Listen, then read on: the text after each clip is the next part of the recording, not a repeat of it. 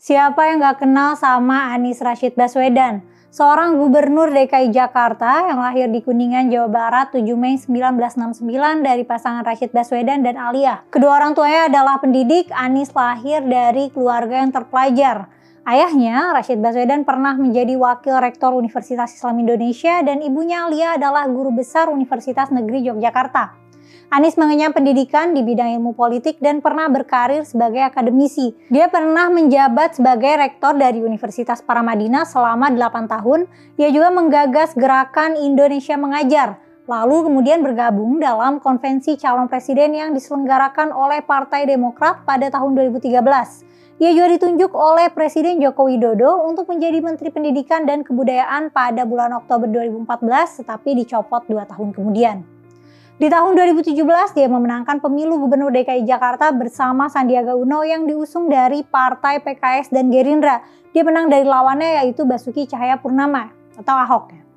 Banyak banget nih program yang dilakuin sama Anies, mulai dari membentuk grup untuk percepatan pembangunan sampai program OKOC yang terkenal nih. Dan Anies juga menyatakan dia siap maju untuk menjadi presiden di periode berikutnya. Tapi dia nih dianggap mencuri start nih guys. Maksudnya gimana ya? Yuk kita simak selengkapnya bersama aku Mela hanya di Pro Kontra.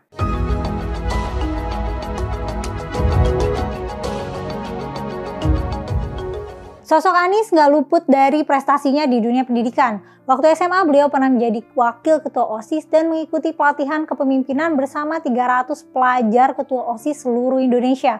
Alhasil ia terpilih menjadi ketua OSIS seluruh Indonesia pada tahun 1985. Pada tahun 1987, ia terpilih untuk mengikuti program pertukaran pelajar AFS dan tinggal selama setahun di Milwaukee, Wisconsin, Amerika Serikat. Program ini membuatnya menempuh masa SMA selama 4 tahun dan baru lulus di tahun 1989. Walau telah setahun tapi keren ya. Nah, ia kuliahnya di Universitas Gadjah Mada dan aktif berorganisasi. Beliau mengikuti perkuliahan musim panas di Universitas Sofia, Tokyo dan melanjutkan masternya di Universitas Maryland dan selanjutnya beliau lanjut lagi nih di Northern Illinois University. Nah, kayaknya nih hobinya Pak Anies nih kuliah ya. Pada tahun 2004, Anies menuntaskan pascasarjananya dan sempat bekerja sebagai manajer riset di IPC Inc. Chicago, sebuah asosiasi perusahaan elektronik sedunia.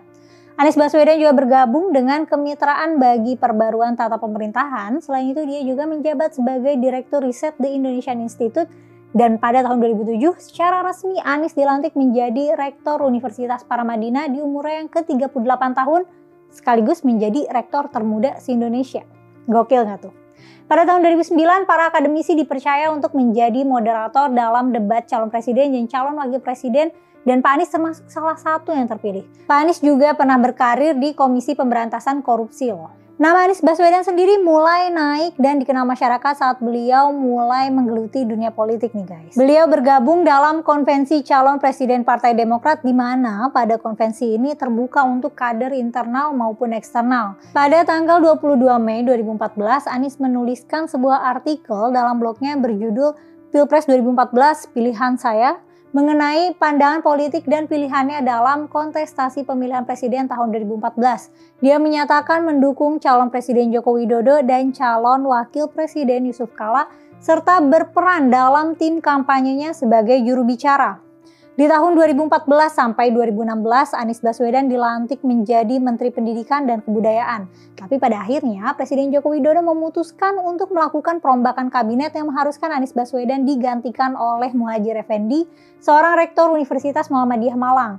Pemberhentian Anies dinilai karena beliau kurang bisa menuntaskan program pemerintah yaitu Kartu Indonesia Pintar. Pada bulan September 2016, Prabowo Subianto mengumumkan kalau Anies dicalonkan sebagai calon gubernur yang disandingkan dengan Sandiaga Uno dengan jargon Jakarta Maju Bersama. Pasangan Cagup dan Cawagup ini berhasil memenangkan pemilu dari pasangan Ahok Jarot. Dan pada tanggal 16 Oktober 2017, Anies dan Sandiaga dilantik dan mengangkat sumpah jabatan oleh Presiden Joko Widodo di Istana Merdeka, Jakarta. Anies juga sempat digadang-gadang akan maju untuk menjadi calon presiden di Pilpres 2019, tapi Anies memutuskan gak maju dalam pemilihan presiden 2019 dan tetap kukuh memegang jabatan gubernur daerah khusus Ibu Kota Jakarta selama masa jabatannya belum selesai. Tapi beda nih sama sebelumnya. Kalau sebelumnya Anies dukung Pak Jokowi, di tahun 2019 Anies dukungnya Pak Prabowo. Kenapa tuh?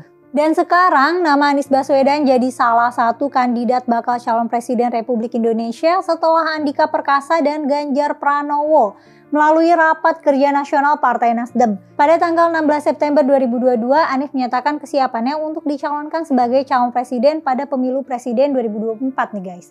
Dan setelah mengumumkan keputusan tersebut, Partai Nasdem secara resmi mendeklarasikan Anies sebagai calon presiden dan dia diberikan kewenangan untuk menentukan calon wakil presidennya sendiri. Tapi banyak nih yang bilang kalau Anies itu nyolong start di kampanye ini. Kunjungan Anies ke sejumlah daerah di tanah air banyak banget dipermasalahkan sama sejumlah pihak. Mulai dari tudingan nyolong start kampanye sampai tudingan kampanye di masjid karena menyebabkan kerumunan orang saat Anies datang ke suatu masjid. Nanggepin hal itu Anies bilang bahwa sebagai anggota masyarakat dia punya hak untuk bertemu siapa saja, kapan saja, dan di mana saja. Anies juga menegaskan kalau dia sama sekali nggak berkampanye di masjid maupun di luar masjid. Nah gimana teman-teman? Seru juga nih ya nyimak sejarahnya Anies Baswedan. Menurut kalian emang iya Anies nyolong start ya atau enggak? Apakah beliau ini berpotensi jadi presiden Indonesia tahun 2024 atau bakal balik lagi karirnya nih jadi akademisi, jadi rektor lagi? Tulis pendapat kamu di kolom komentar ya. Makasih sudah menonton sampai selesai. Jangan lupa untuk subscribe biar nggak ketinggalan video terbaru Gewa Live. Like dan share kalau dirasa bermanfaat. Aku Mela undur diri dulu. Sampai ketemu di konten selanjutnya.